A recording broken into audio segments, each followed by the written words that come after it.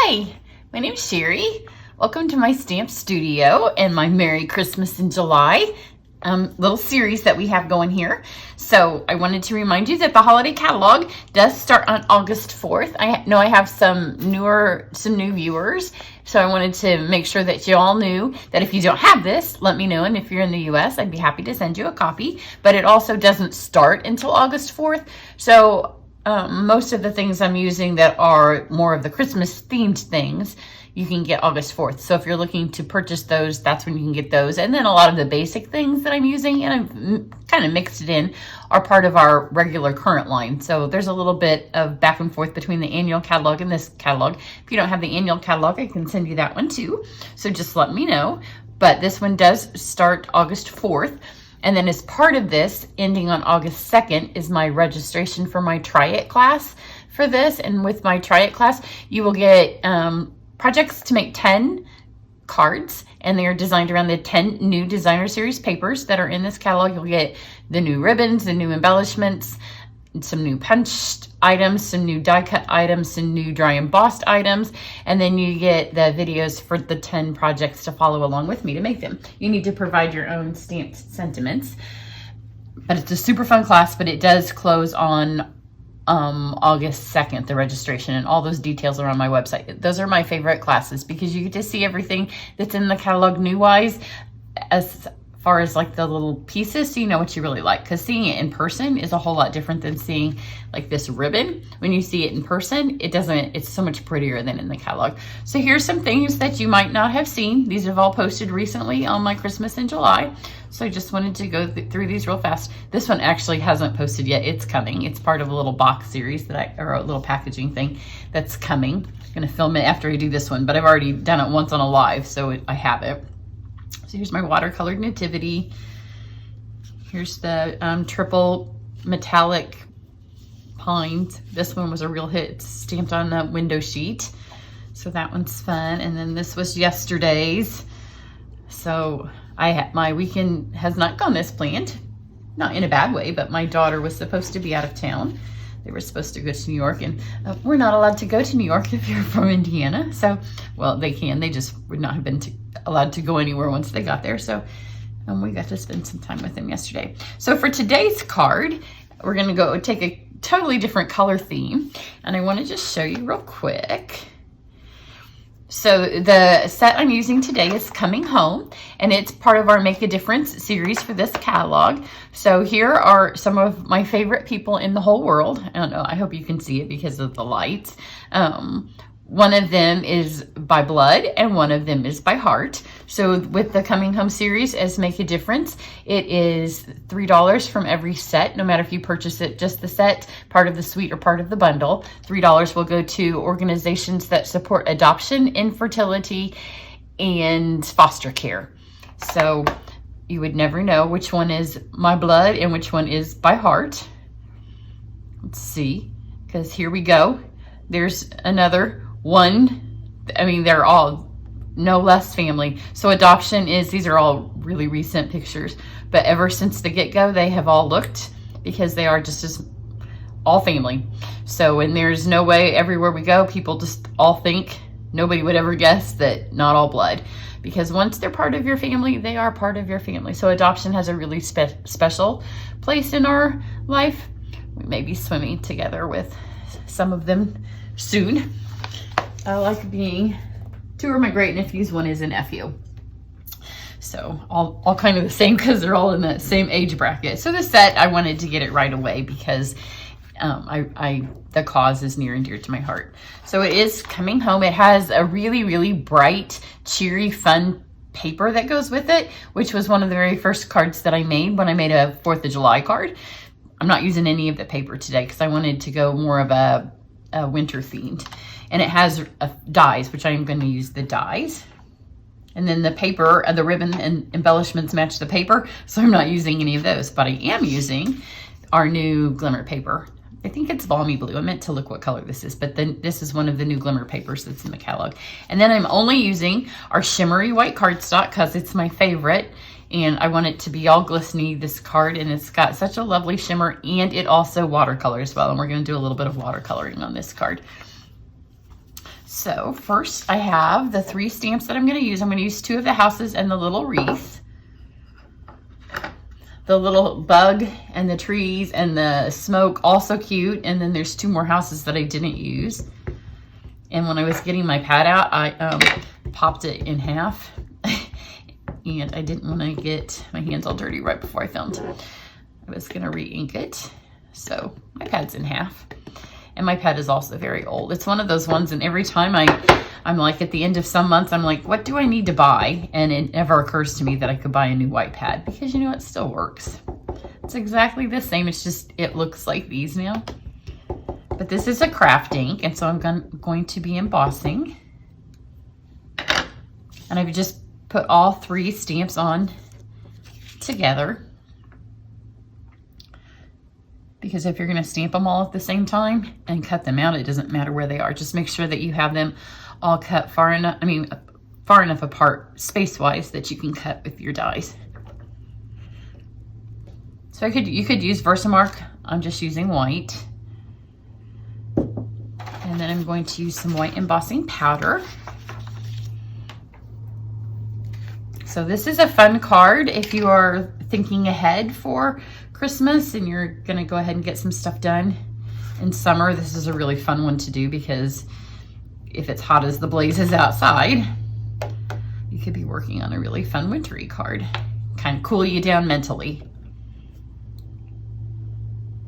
And a lot of the ones I've shown you this week, Christmas and July week, are ones that might take a little bit more time. Maybe they're not ones that you want to be starting if you're starting your Christmas cards on December 1st. But if you start them early, then you can take time and you can also enjoy it, because I know so many of you are like me and you love to color. And so when you start now, then you can just take the time and color them all and then cut them all out and kind of do it more as an enjoyable process and a labor of love as opposed to, oh crud, it's November, I have to get my Christmas cards done. So start now and do it and love it. Okay, I'm gonna emboss this, so it's gonna get loud for a second.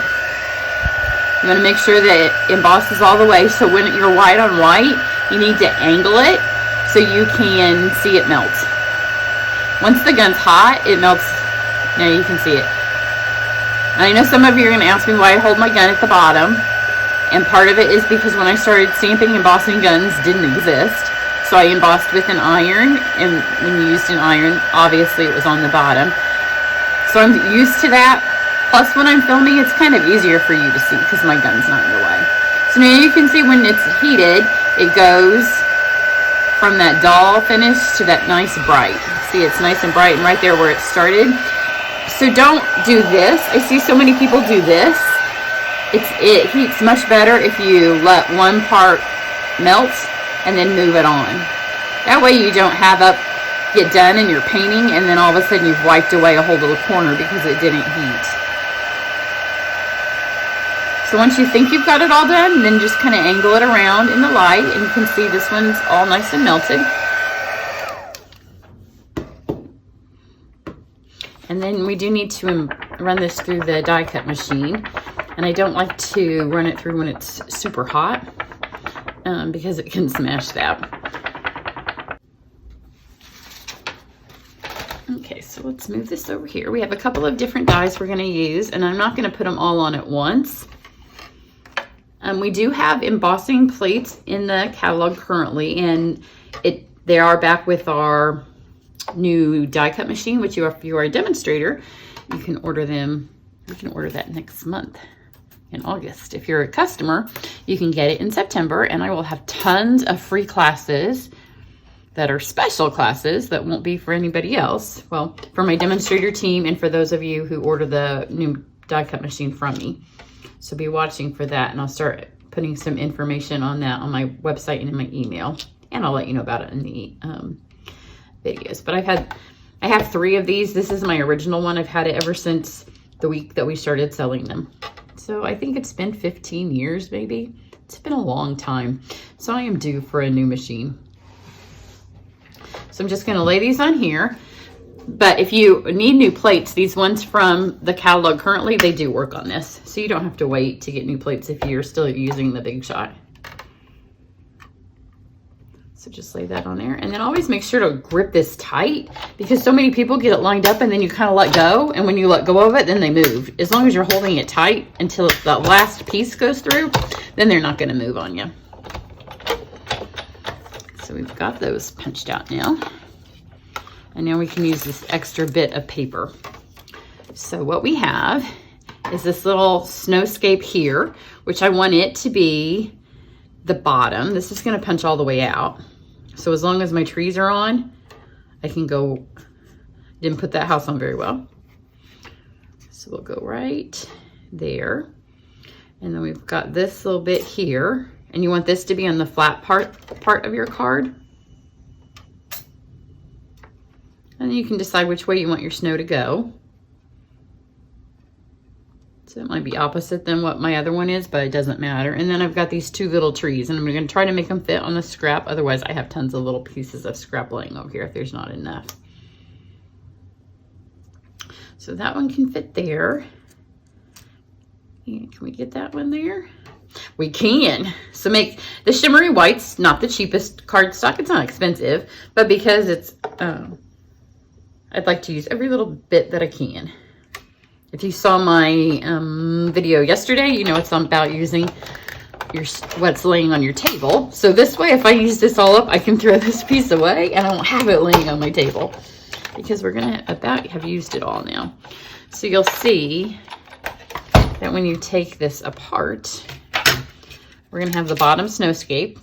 And this is a time, because I have them, we all have them. We have these horribly awful cut up plates. And when it cuts your dark cardstock, it's pressing pieces of cardstock in here. So if you're rolling this through and you're like, how did that get dirty?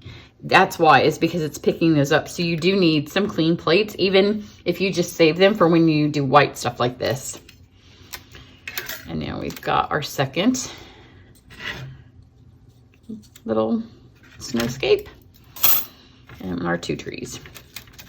And now I just have some trash, so I don't have to save that and try to find something else to do with it later.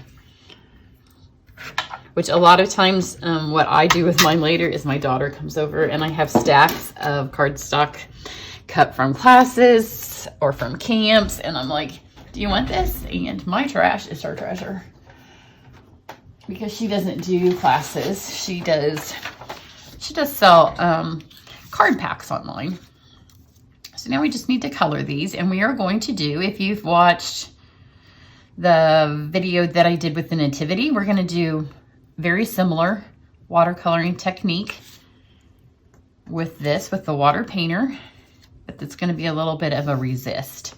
So let's start with the soft sea foam. I'm going to go for a really light card, just squish these together. And so then you've got a palette here. I'm going to take my water painter, and on the nativity one, I used the tiniest one. This is the medium. Just get some water. This is another reason that I went with shimmery white cardstock, because it has a nice coating on it that allows you to put all this water on and it doesn't wrinkle. If you do this with just plain white or vanilla cardstock, you'll have to be a little bit more careful, especially on these trees, how much water you add to them. So I've got those trees. This is a way faster card watercoloring than the nativity was, because a lot of it's just brushing some stuff on. So just get those on. You want a nice watercolored look, so it doesn't have to be perfect. So you want a little bit difference of color. And then I'm going to take my little wreath. And there is a bow at the top. And with this one, here's a little secret for you when you're doing it.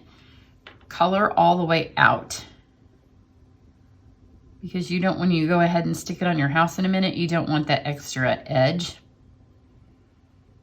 Plus it shows off the resist better if it goes off, because you see the edges of it. And then I'm just going to take my water painter and I'm just going to dab right here on my ink pad,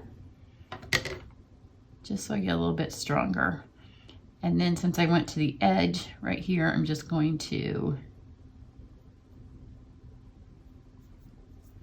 Get some of those later. I accidentally colored the bow.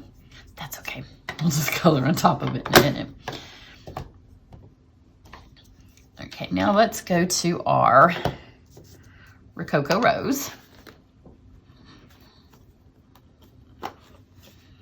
And you can see this one. Okay, I'll tell you the reason this has so much ink in it is because at one point I was doing something where I needed the big water painter and I needed lots of color. So I just dabbled some of my ink refill in there. Let's color this door. Get a little bit more water out. So there's a place on your water pen and it says push, and you can see now I've got some more water going. If you find that first little drop, just like this one did, oh, again, you know what? That's good that I did that. That's not the door that I need. I need this door. So that's perfect that my flub wasn't on a piece that you're gonna see on my final card. But you just need to make sure that there's water. Once the water flow starts out of your pen, then it's pretty good. You don't want that really dark part right there. So get your door. Now we'll go get the bow. And because I've got green on top of it, I am going to get it so it's super dark right here. That'll just cover it up.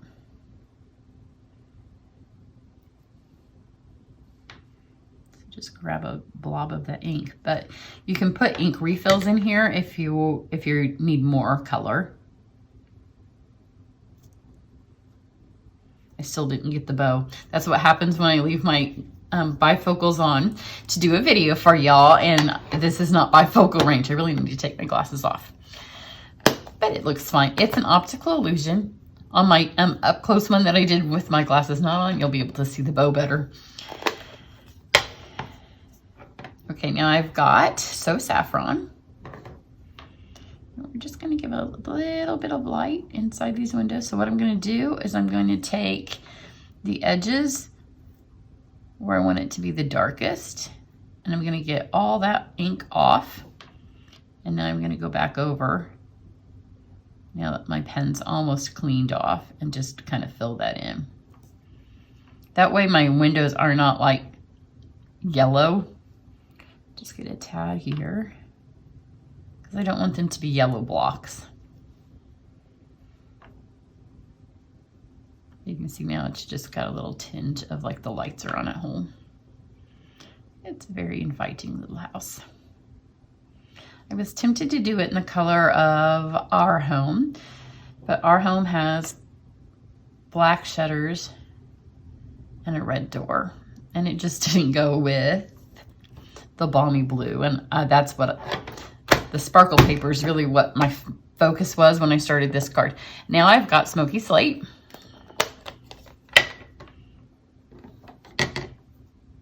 And let's do and you can see with this, I'm coloring right over the top of the embossing because that's what gives you the nice resist.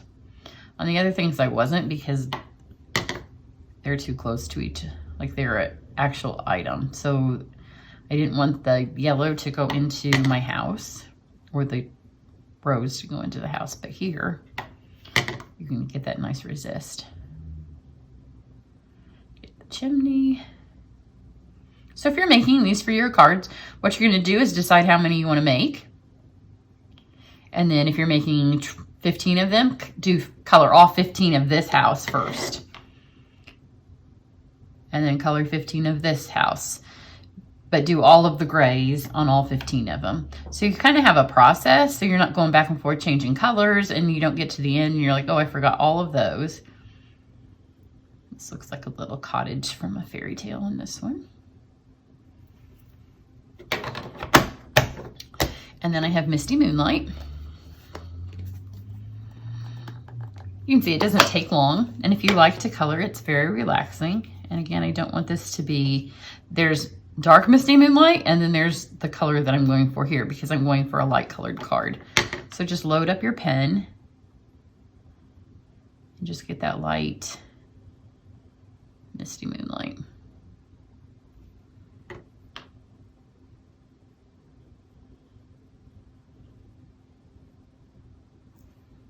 And just go back and pick up a little bit of of blue when you run out. And we're going for a watercolored look, not a real look. So you're not trying to give it this. I mean, this is going to end up looking a little bit like a primitive piece of art. So you're not trying to go for, oh, the light should be hitting here.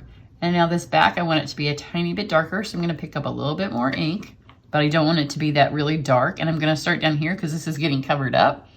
So if it was too dark, I would know. There we go. But now my back of the house is going to be a little bit darker than the front.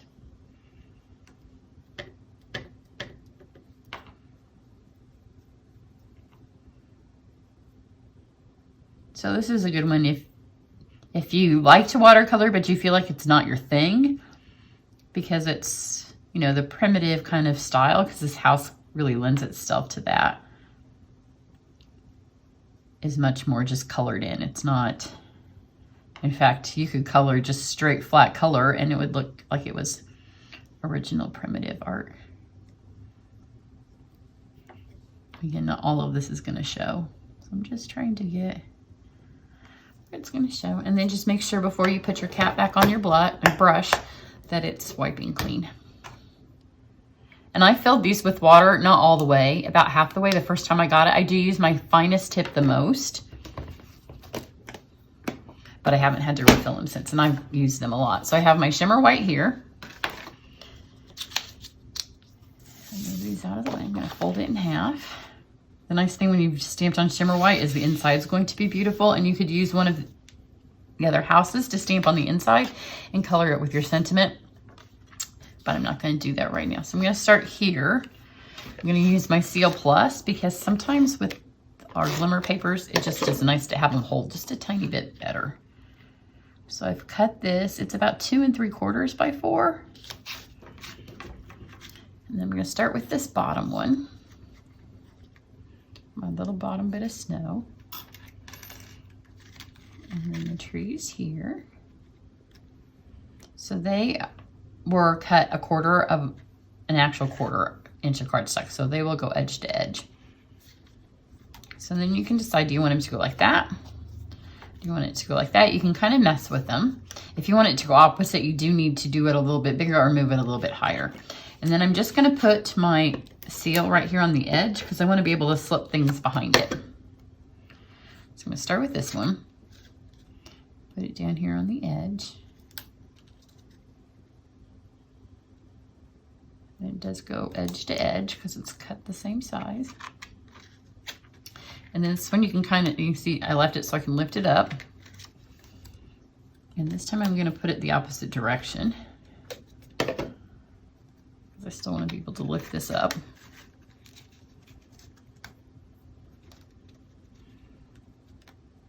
I'm trying to do it so my hand's not in the way for you to see.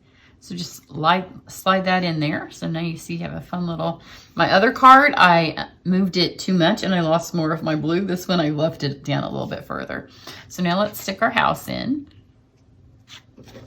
Because when I did my snow, I was like, this snow is beautiful. And then I realized I had covered up a lot of my blue background and I didn't want to do that again. So this is going to look a little bit different. So just tuck that in so your house isn't floating. We don't want any floating houses.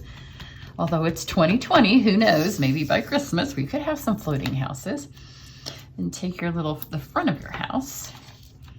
Got a couple of dimensionals. This would also make a fun decoration because I know a lot of you like to make a card where you can include a decoration on it. Let me just lift that up again. That's why I didn't want to make sure I didn't have any adhesive there. But you could do this so this front part slips off, and then they could either, you could put a little easel on the back of it. My poor leak. Oh, I did forget to tell you. Let me do this. Stick this here, and I forgot my other tip. So see here, this was colored. I colored all that. Now you're gonna want to go back and take your slate because you don't want that big white hole.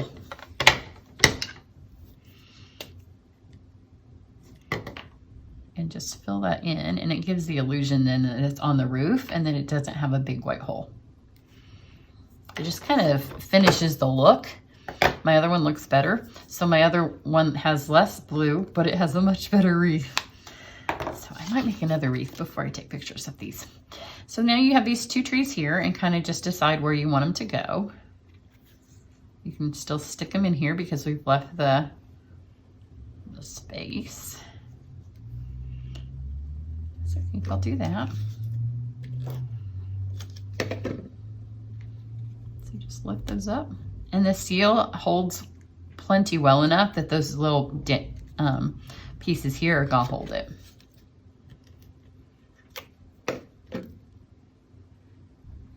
Put this one down here.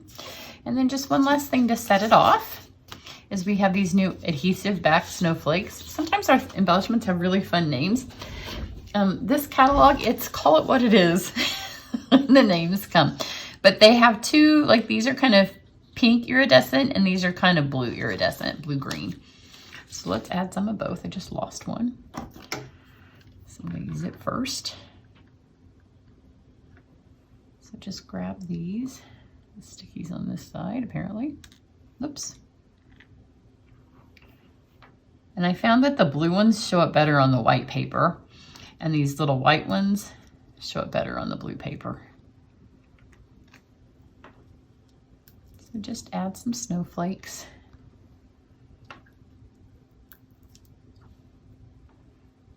Just kind of random, and it will all depend on where you put your house, because my house placement on this is a little bit different than the other one. So let's get those pink ones, and then as they hit the ground, we're going to do a couple more green ones. It's so nice when they have the adhesive, and you just take your pick tool and just grab it. I don't want it. There's good. So there you go. Super fast and really sparkly. I hope you can see just how sparkly.